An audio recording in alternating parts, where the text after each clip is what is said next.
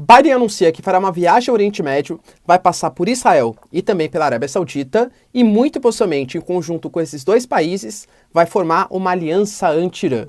Está mudando bastante o posicionamento do Biden no sentido geopolítico. Ao mesmo tempo, temos uma notícia importante relacionada à Coreia do Norte, que está às vias de fazer o seu 7º teste nuclear, mas o primeiro desde 2017, e os Estados Unidos já prometeu que vai responder à altura a esses novos testes da Coreia do Norte. Lembrando que hoje também o nosso Senado, ele aprovou, já tinha passado pela Câmara, mas como o Senado modificou um pouquinho, vai voltar para a Câmara, muito possivelmente até no começo da semana que vem, uma proposta de baixar o ICMS, que pode reduzir o preço da gasolina em alguns estados de R$1 a R$2. Ponto positivo ou ponto negativo? Se vocês querem entender um pouco mais sobre esses assuntos, e muito mais também sobre geografia, geopolítica, atualidades, política, economia, polêmicas, enfim, tudo para você se manter sempre bem atualizado, já se inscreve no canal, deixa seu like, compartilha esse vídeo, que eu, professor Ricardo, conto muito com a sua ajuda, beleza? Cara, link para o curso completo de Geografia, Geopolítica e Atualidades, para você que é pré-vestibulando, concurseiro ou até mesmo interessado, link na descrição, é baratinho, vocês não vão se arrepender. Contato comigo ali, galera, tranquilinho, tá? E claro, se você quiser contribuir sendo membro do canal, ótimo, pessoal, sensacional, se não, só seu like e engajamento, já tá mais que ótimo também. Tamo junto? Então bora lá pro vídeo, ó. Bom, como eu citei para vocês no início aqui do vídeo, a gente vai ter uma viagem bem importante do Biden em direção ao Oriente Médio.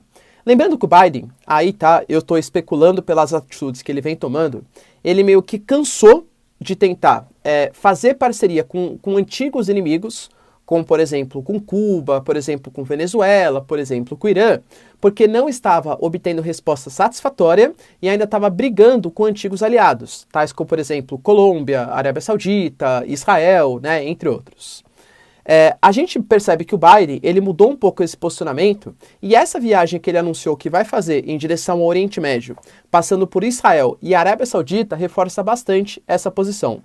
A Arábia Saudita, recentemente, ela deu 2 posicionamentos favoráveis a uma aproximação com os Estados Unidos. Primeiro, anunciou que vai aumentar a sua cota de produção de petróleo e vai forçar o OPEP a fazer o mesmo para baixar um pouco o preço dos combustíveis. Pô, esse era um pedido especial dos Estados Unidos para tentar, claro, abaixar o preço dos combustíveis e conter a inflação nos Estados Unidos, que, aliás, chegou maior do que o esperado e pode fazer com que amanhã, na chamada super quarta, a taxa de juros americana aumente ainda mais. Se você é investidor, né, investe em criptomoeda, bolsa de valores, fundos imobiliários, enfim, você deve ter percebido que as suas coisas elas caíram bastante. Por quê?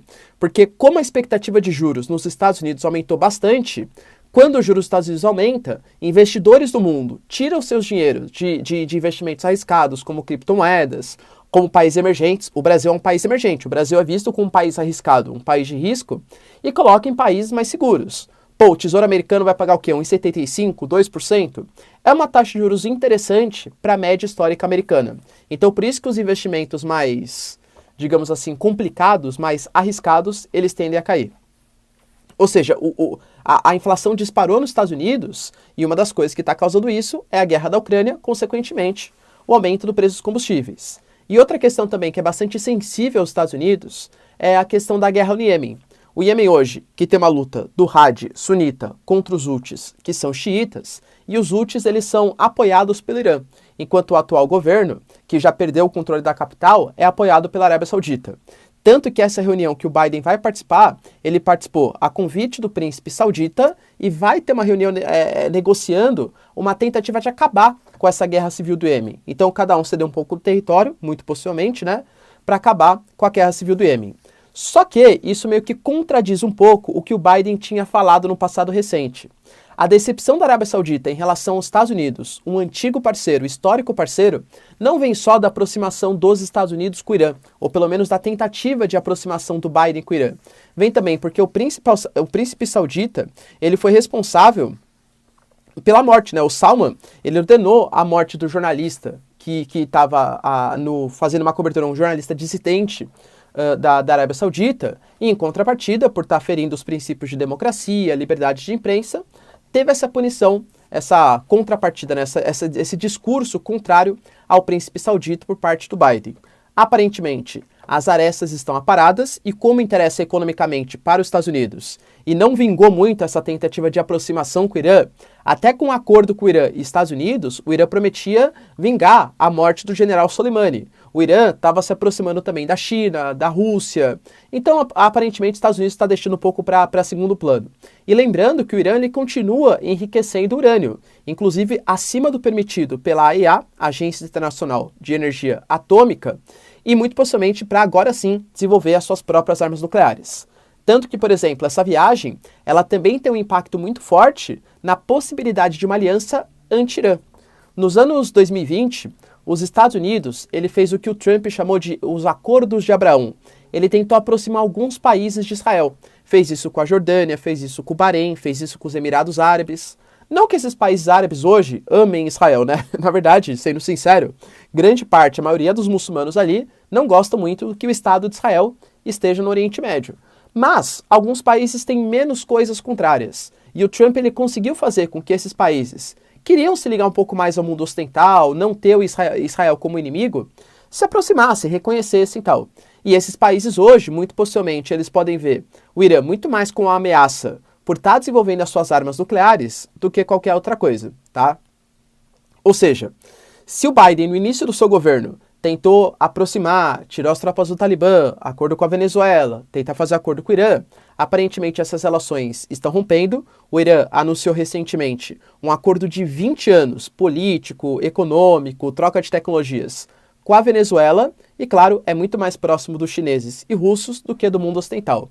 Novamente, essa nova ordem mundial, ela vem alterando a configuração mundial. Nova mundial é o que acontece depois da guerra na Ucrânia, né? Então, o aumento dessa bipolaridade mundial. Beleza? Outro ponto importante também está relacionado às ameaças da Coreia do Norte. A Coreia do Norte, ela fez o seu último teste nuclear em 2017. Só que, recentemente, ela vem soltando uma série de mísseis balísticos em direção principalmente ao mar japonês, ao mar do Japão, em direção a leste. E isso, claro, ameaça bastante, porque em relação ao hard power, ao poderio militar, nem a Coreia do Norte, nem o Japão conseguem responder. Aliás, nem a Coreia do Sul nem o Japão conseguem responder ao poderio da Coreia do Norte. Eles são muito mais poderosos. Economicamente não, claro, mas militarmente sim. Então eles contam com apoio muito forte dos Estados Unidos. E o Biden prometeu que qualquer tipo de teste nuclear, que segundo o Serviço de Inteligência dos Estados Unidos já está para ser praticado, ele vai ser combatido, ele vai ser coibido, inclusive, muito possivelmente, né, com novas sanções mais pesadas à Coreia do Norte.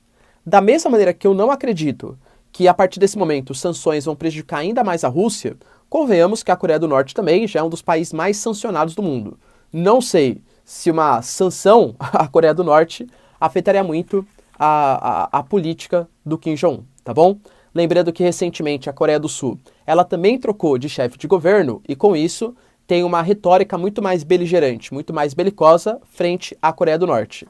A situação não está fácil no Sudeste Asiático, isso porque eu nem estou citando para vocês a disputa entre China e Taiwan, cada vez mais forte, com os americanos também prometendo que um eventual ataque da República Popular da China à ilha de Formosa vai ter uma defesa dos Estados Unidos, ou seja, os Estados Unidos vai defender o território. A situação está tensa no Mar do Índico-Pacífico, ok? E para finalizar, a gente teve também uma notícia importante relacionada à economia brasileira. Para salvar, para melhorar o preço dos combustíveis, o Senado ele aprovou, depois de ter passado pela Câmara num passado recente, uma proposta que considera que combustíveis e outros itens também são considerados itens essenciais. E como itens essenciais, os estados eles não podem cobrar uma alíquota do ICMS, que é o principal imposto estadual, acima de 17% a 18%. Nos casos combustíveis, muito possivelmente, ficar em 17%. Professor, isso é bom, não é? Pra gente, consumidor, galera, vamos discutir, vamos ser sinceros aqui, sensacional. Só que eu, Ricardo, eu fico muito preocupado, galera, eu defendo uma redução dos impostos, né? Pô, se vier redução do imposto, sensacional, tá? Não sou contra isso. Só que os impactos nas contas públicas, segundo a Secretaria Conjunta dos Estados, pode chegar a 83 bilhões em arrecadação. Ao mesmo tempo, foi obrigatório, isso foi uma mudança também, tá? Que essa queda de arrecadação, ela não vai poder impactar no piso da saúde, no piso da educação e no repasse de verbas para o Fundeb. Só que esses 83 bilhões, eles vão para outros setores também. É uma arrecadação dos estados. Repasse para município, por exemplo, cerca de 25% do que cada estado repassa para os municípios vem do fundo, do ICMS. O que me preocupa é, o modelo como o Brasil ele foi proposto é um modelo em que o nosso pacto federativo ele é muito centralizado na União. Então a União dispõe de muitas verbas e os estados e municípios ficam uma fatia muito pequena com o orçamento total. Isso dá pouca autonomia para estados e municípios conseguirem fazer políticas públicas. Só que estado e município tem que dar conta de educação básica, de unidade básica de saúde, de transporte, de zeladoria, de uma série de fatores. Se eles têm arrecadação do ICMS, pô, legal. Se reduz a arrecadação do ICMS, estados e municípios não podem contrair dívida. O que eles vão ter que fazer? Vão ter que pedir dinheiro emprestado para o governo federal. E aí, não estou falando que é Bolsonaro ou Lula. Cara, é política, infelizmente, a galera faz dessa maneira. Vou imaginar que, por exemplo, eu moro no município de São Paulo. O município de São Paulo tem, sei lá, um governo de direita e pede para o governador de São Paulo que também tem um governo de direita. Pô, beleza, vou repassar a verba para você.